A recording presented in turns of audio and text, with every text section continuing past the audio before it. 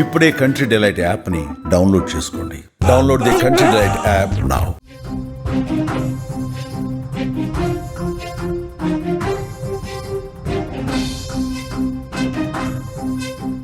ప్రకాశం జిల్లాలో మరోసారి భూమి కంపించింది. అర్ధరాత్రి 2:22 భూమి కంపించింది. అలాగే ప్రజలు ఇళ్లలో నుంచి బయటకు ఒక్కసారిగా పరుగులు తీశారు.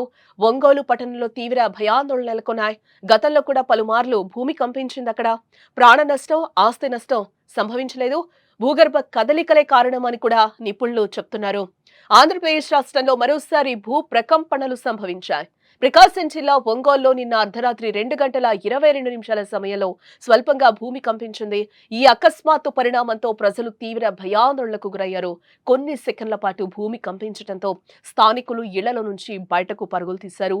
ఒంగోలు నగరంలోని విజయనగర్ కాలనీ, గాయత్రి నగర్, వడ్డేపాలెం, అలాగే భాగ్యనగరం, శ్రీరామపురం, సిఎస్ఆర్ శర్మ కాలేజ్ పరిసర ప్రాంతాల్లో ఈ ప్రకంపనల ప్రభావం స్పష్టంగా కనిపించిందని చెప్తున్నారు. చాలా మంది నిద్రలో ఉండగా ఈ భూమి కదలికలు రావడంతో ఏం జరిగిందో అర్థం కాక భయంతో వణికిపోవడం జరిగింది. ఈ ఘటనతో ప్రజలు రాత్రంతా కూడా ఆందోళనలోనే గడిపారు.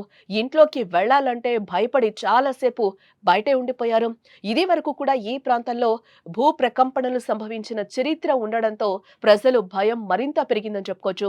ఈ ఏడాది మే నెలలో కూడా ప్రకాశం జిల్లాలోని పొదిలి, దర్శి, మండ్లమూరు మండలాల్లో భూమి కంపించింది.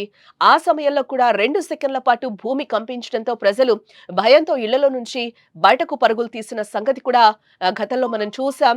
గత ఏడాది డిసెంబర్లో దర్శి నియోజకవర్గంలో ఏకంగా 4 రోజుల పాటు వరుసగా భూమి కంపించింది. గుండ్లకమ్మ నది పరివాహక ప్రాంతాల్లో భూగర్భంలో మార్పులు రావటం వల్ల ఇలా భూమి కంపించిందని కూడా ఎన్జీఆర్ఐ శాస్త్రవేత్తలు గుర్తించడం జరిగింది. భూగర్భంలో చిన్న చిన్న కదలికలు వచ్చినప్పుడు ఇలాంటి స్వల్ప భూ ప్రకంపనలు వచ్చే అవకాశం ఉంటుందని గతంలో శాస్త్రవేత్తలు పేర్కొన్నారు. అయితే ప్రస్తుతం నిన్న రాత్రి వచ్చిన భూకంప ఘటనపై అధికారులు అప్రమత్తమయ్యారు. ఈ ప్రకంపనల వల్ల ఎలాంటి ప్రాణ నష్టం కానీ, ఆస్తి నష్టం కానీ సంభవించలేదని తెలుస్తోంది. అయితే ఇలా తరచుగా భూమి కంపించడం వల్ల ప్రజలు నిరంతరం భయంతో బతుకుతూ ఉన్నారని చెప్పుకోవాలి. ప్రకాశం జిల్లా ఒంగోలు ప్రాంతంలో తరచుగా భూకంపాలు సంభవించడానికి కారణాలపై కూడా నిపుణులు ఇప్పటికే విశ్లేషిస్తూ ఉన్నారు. ఈ ప్రాంతం భూగర్భంలో ఉండే ఫాల్ట్ లైన్స్ లేదా భూ పొరల కదలికలకు సమీపంలో ఉండటమే ప్రధాన కారణమని కూడా ఎన్జీఆర్ఐ శాస్త్రవేత్తలు అయితే చెప్తూ ఉన్నారు. ఈ భూకంపాలు స్వల్పంగానే ఉన్నప్పటికీ భూగర్భంలో చిన్న చిన్న కదలికలు నిరంతరం జరుగుతూనే ఉంటాయని చెప్తున్నారు. గుండ్లకమ్మ నది పరివాహక ప్రాంతంలో భూగర్భంలో మార్పులు రావటం కూడా ఈ ప్రకంపనలకు మరొక కారణమని కూడా వారు చెప్తున్నారు.